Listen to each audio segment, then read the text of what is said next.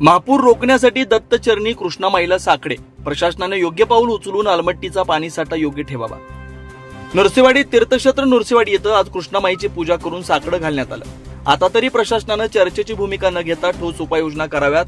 अलमट्टी पाणीसाठा 90 टीएमसीच्या पुढे गेला असून केंद्रीय जल आयोगाच्या नियमाप्रमाणे त्याचा साठा नियंत्रित करावा व उर्वरित पाणी पुढे सोडून द्यावं, यासाठी राज्य शासनाने अलमट्टीला नोटीस काढून समज द्यावी, योग्य तो कायदेशीर पाठपुरावा करावा। ही सद्बुद्धी राज्य शासनाला येऊ दे, यासाठी दत्तचरणी आरती करून या कृष्णामाईला साकडं घालण्यात आलं।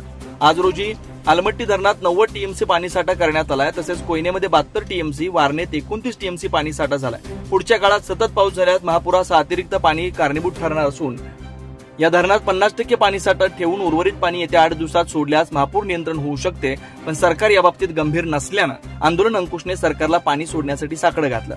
यावेळी परिसरातील नागरिक, लोकप्रतिनिधी धनाजीराव जगदाळे, अनंत धनवडे, आंदोलन अंकुशचे धनाजी चुडमुंगे, राकेश जगदाळे, दीपक पाटील, विनोद पुजारी, रवी केसरकर, बाळासाहेब सोमन, शिवराज जाधव, संजय नांदगावे, रशीद मुल्ला, आचिन हेरवाडे, देवेंद्र चौगुले, डॉक्टर शिवाजी पाटील, आनंदा भातमारे, अभिजित पाटील, शशिकांत काळे, ग्रामपंचायत सदस्य, नागरिक मोठ्या संख्येने उपस्थित होते।